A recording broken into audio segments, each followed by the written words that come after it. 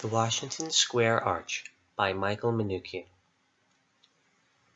As your average pedestrian or tourist enters Washington Square Park on the Lower East Side of New York, one of the first things they will notice is an enormous 50-foot arch made completely of white marble and standing tall over the streets below.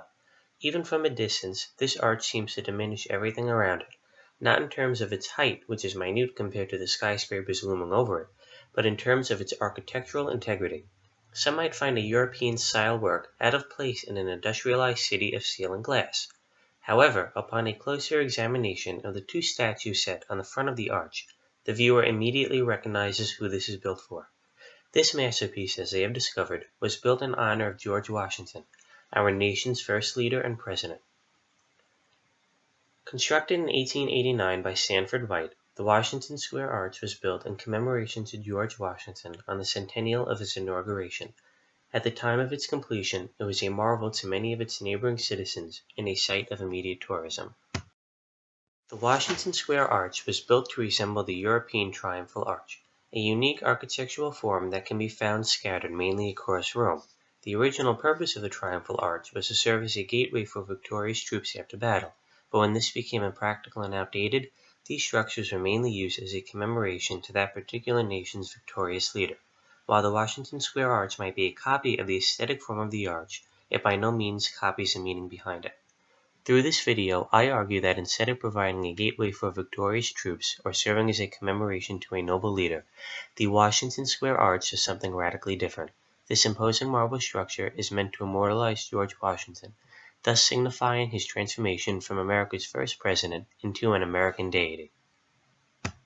In order to prove that the Washington Square Arch was meant to not only serve as a dedication, but also to serve as Washington's apotheosis or transformation into a god, we must first understand why the arch was chosen.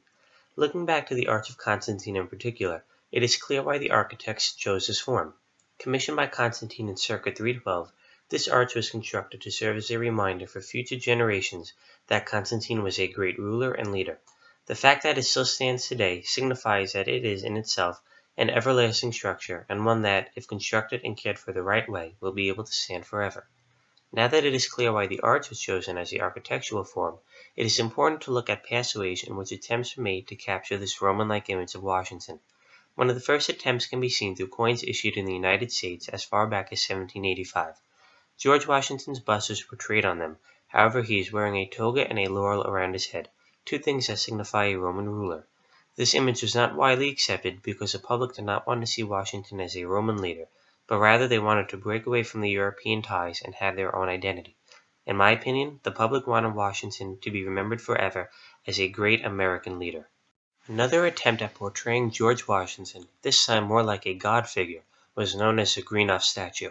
Constructed in 1832 by Horatio Greenough, this statue was built to commemorate George Washington on the centennial of his birth. However, it was met with immediate criticism due to Washington's eerie resemblance to that of the Greek god Zeus. It is obvious that, when observing this statue, Greenough was trying to immortalize Washington by literally portraying him as a Greek god. This was too much for the general public, resulting in an immediate rejection. The Washington Square Arch was constructed in 1892 to basically take one final shot at showcasing this immortalization of George Washington. It was built on the centennial of his inauguration, mainly because it was a good excuse to commemorate another monument in his honor. However, the Washington Arch has met with the public's approval and is still standing today because there is no blatant description on it that says this arch is meant to show Washington as a god. Instead, there is a simple quote by Washington on the top. "Let us raise a standard to which the wise and the honest can repair. The event is in the hand of God." Through this simple statement, Washington was warning the politicians who were writing the Constitution at the time to not give in to any political pressures that may be put on them. The reason why this was chosen for the monument is not clearly stated, but it could be assumed that it is meant to inspire today's politicians and people of the United States to live with the virtues of honesty and integrity. If there is any indication that this arch is meant to symbolize Washington as a true American deity, then this quote is it. There is no greater way to immortalize Washington as our nation's first true leader than through his own words, which are immortal in themselves. If your actions inspire others to dream more, do more, learn more, and become more, you are a leader. John Quincy Adams.